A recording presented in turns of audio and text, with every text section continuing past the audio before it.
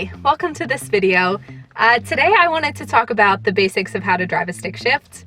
The car that I'm currently driving, it's a Honda Civic Si, and when I went to go buy it like a year and a half ago, I did not know how to drive a stick shift. So I had my boyfriend test drive it for me, and I sat in the passenger seat while he drove. And I knew that this was the car that I wanted, so I signed for it without ever driving it, which I do not recommend you do, but for me it's worked out. So I feel like a video like this would have been kind of helpful for me in the beginning when I was transitioning between driving an automatic and a manual and just understanding the differences and why certain things work the way they do.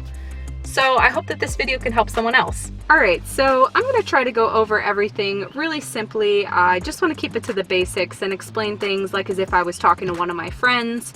So if I use the wrong technical term here or there, please forgive me. So the first thing we're going to talk about here is the gear shifter. The gear shifter is labeled numbers 1 through 6, which represent 6 gears, and R stands for reverse. Some cars are made with 5 gears, some are made with 6. Mine happens to come with 6. So for those who aren't familiar with what the gears are or how they work, I'll just talk about that a little bit. If you're driving an automatic car, your car is automatically going to shift gears for you. Each gear typically represents a specific speed range. So for instance, let's say you're traveling 0 to 10 miles an hour, you're going to want to be in first gear. Now, if you're in an automatic, as you start to increase speed, you go from 10 miles an hour to 20 miles an hour, your car is automatically shifting from first gear to second gear, third gear, and onward.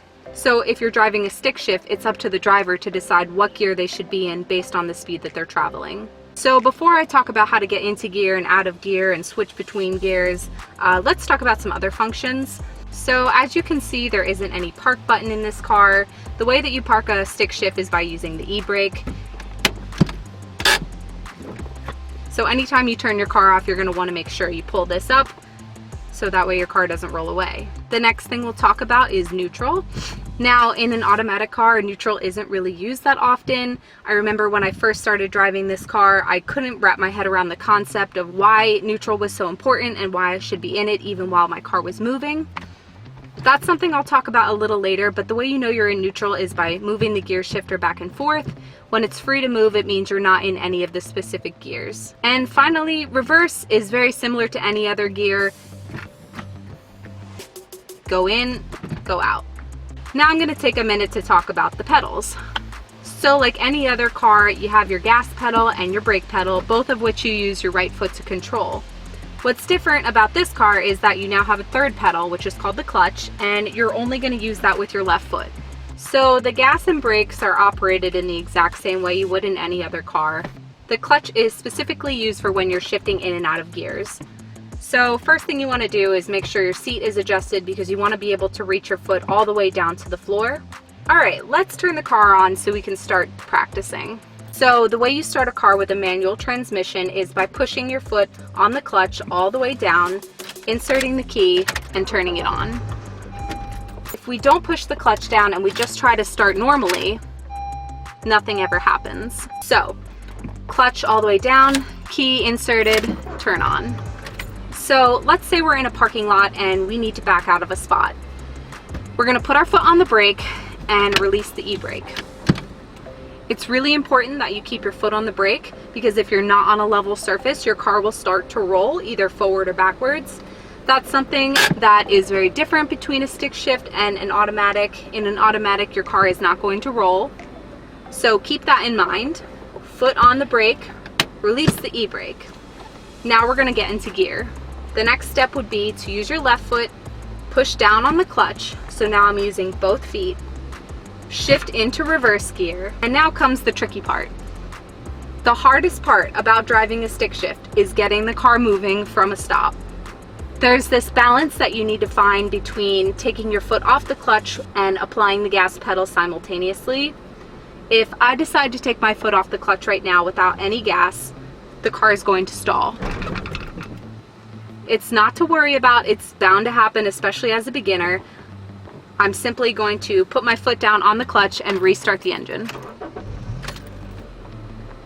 So if you could watch my feet right now, what we're going to do is take my right foot from the brake, move it to the gas pedal, and I'm going to slowly lift my left foot off the clutch while applying pressure to the gas pedal.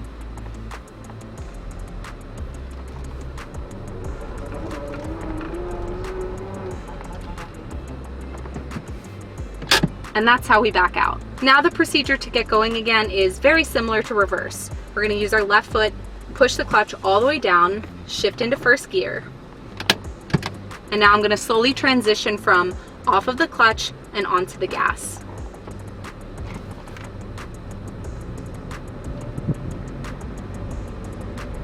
Finding that transition and that balance between letting go of the clutch and applying the gas is definitely the hardest part about driving a stick shift. It's what takes the longest time to learn, and it's also the most frustrating because anytime you mess up, your car is going to stall. When you first start to learn how to drive a stick shift, it is very common that you're going to stall.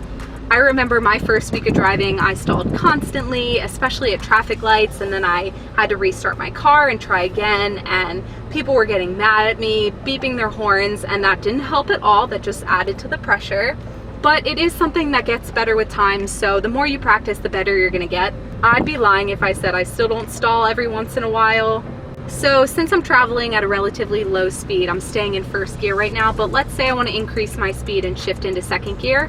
What I'm going to do is use my left foot and push all the way down on the clutch, shift into second gear, and release the clutch while applying gas at the same time.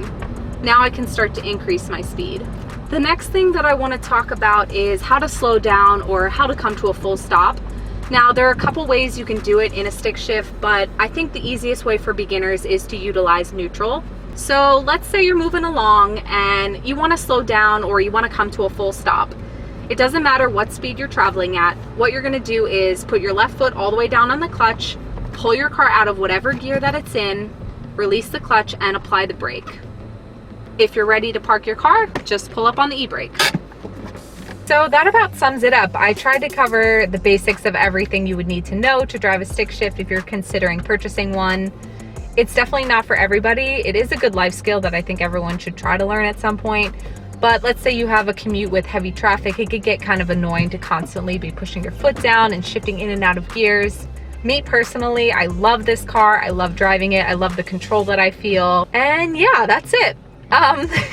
If you want to subscribe to see more of the videos that I put out in the future, go ahead and do that. And other than that, just have a nice day and drive safe.